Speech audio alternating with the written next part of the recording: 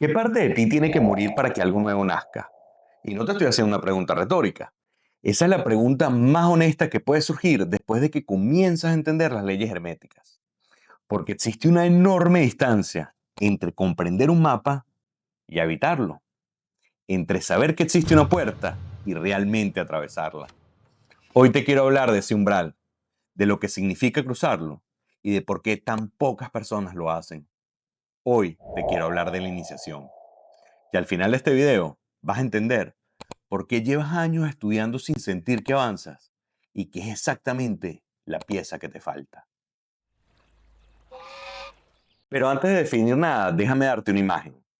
Quiero que imagines que recibes un ticket aéreo sin una fecha marcada y vas a viajar a un lugar que llevas años deseando conocer. Quizás alguna persona recibe el mismo ticket y marca la fecha de una vez, vuela y llega. Mientras tanto, otros lo guardan y comienzan a estudiar el idioma, aprenden sobre la cultura, se vuelven expertos en el lugar que nunca han ido. Comienzan a acumular detalles sobre ciudades que no han recorrido, sobre gente con la que nunca han hablado o conocido, pero su ticket sigue sin fecha. Eso es algo que ocurre más de lo que parece en el camino del místico, porque estudiar se parece al camino, se siente como avanzar, pero no es lo mismo. Ahora sí vale la pena detenerse en la palabra, porque la palabra no es casualidad. Iniciación viene del latín initio, que significa inicio, que a su vez se asocia con inire, ir hacia adentro, entrar. No es un avance hacia afuera, es un regreso a algo que ya estaba ahí antes de que todo lo demás se te acumulara encima. Y saber eso cambia muchísimo todo lo que tú podrías esperar de un proceso iniciático. En principio, hay dos formas de hablar de la iniciación y vale muchísimo la pena que las distingas desde el principio. La primera es la iniciación ceremonial, la que ocurre en órdenes, fraternidades y escuelas esotéricas en todo el mundo. Es un ritual, un símbolo, un acto formal que marca un antes y un después. Es una llave que está muy bien forjada, pero una llave que no abre nada si tú no la introduces en la cerradura y la giras. La segunda es la iniciación efectiva, la que algunos llaman la iluminación, la que otros llaman el despertar de la conciencia. Y esta no la vas a recibir en una ceremonia, no te la va a conceder nadie. Se realiza a través de un proceso largo, exigente y muchas veces silencioso. La primera es una semilla, la otra es el árbol, y entre ambas hay algo que Aristóteles ya describía desde hace muchísimos años, el paso de la potencia al acto, de lo que podría ser a lo que realmente es.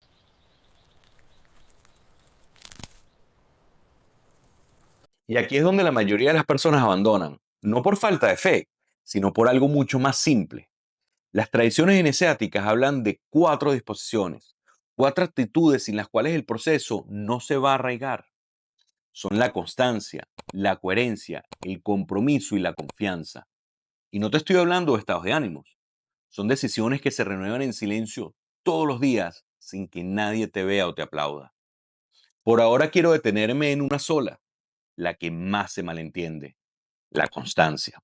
Es que dime, ¿alguna vez tú no empezaste algo con toda la energía y buena disposición del mundo?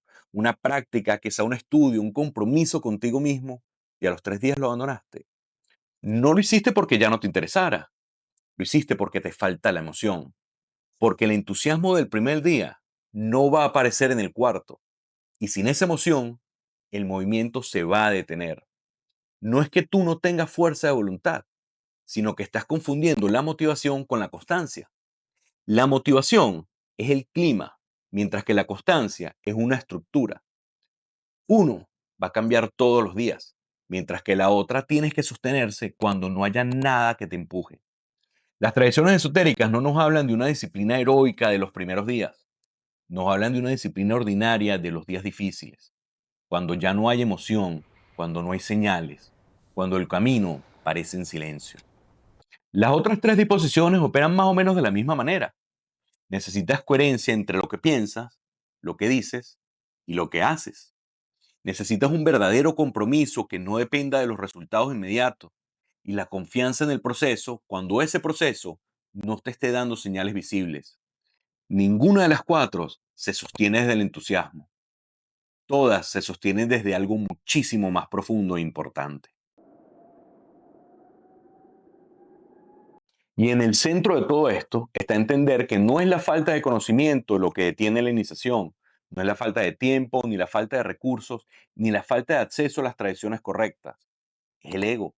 Y no te estoy hablando en el sentido clínico ni en el sentido coloquial de alguien que sea arrogante, te estoy hablando en el sentido filosófico, porque el ego, desde este punto de vista, es la estructura de identidad construida a partir de tu historia personal, de tus miedos, de tus roles, de lo que uno cree que es y de lo que uno cree que necesita para seguir siendo eso. Pero el ego no es tu enemigo, es el punto de partida. Y vale muchísimo la pena hacer esa distinción, porque la mayoría de las tradiciones espirituales de hoy en día lo están presentando como lo opuesto, lo están presentando como aquello que hay que eliminar, suprimir, hay que vencerlo. Pero esa lectura está confundiendo el mapa con el territorio, porque el ego no se puede destruir, el ego se trasciende, y eso es un proceso completamente distinto.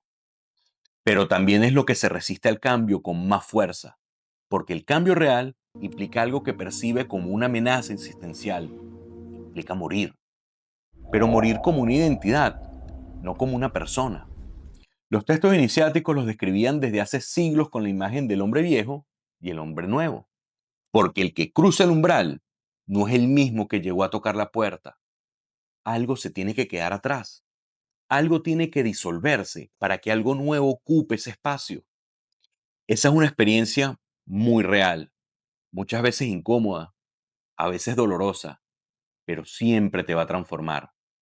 Pero mientras tú tengas ego al cual proteger, mientras ese proceso de transformación se subordine a la necesidad de que tú te sientas especial, de acumular títulos y de pavonearte con tus logros espirituales, no hay una iniciación efectiva posible, porque la verdadera iniciación es la cosa más humilde que tú puedes vivir.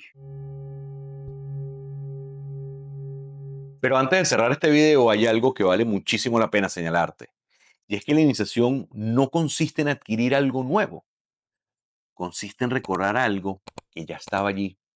Ese estado de conciencia que las tradiciones describen como el destino del camino no es ajeno al ser humano, no es un territorio extraño que tienes que conquistar, es algo que ya está presente, pero cubierto, oscurecido por capas de condicionamiento y automatismo, de una identidad construida. Recorrer el camino no te va a añadir nada, porque el camino lo que se va a despejar. Por eso hablar de inicio quizás suene un poco paradójico, pero el inicio del camino en realidad está cuando tú abres los ojos, cuando hay una conciencia de que hay algo más vasto que existe y de lo que tú todavía no has sido capaz de habitar de manera completa. Todo lo anterior que has vivido es simplemente una preparación para ese momento. Pero este fue solo el primer umbral. Hemos hablado de lo que es la iniciación, más importante de lo que no es, del obstáculo central y de lo que el camino te exige. En un próximo video vamos a seguir quitando los velos y si no te los quieres perder, recuerda suscribirte y activar la campanita.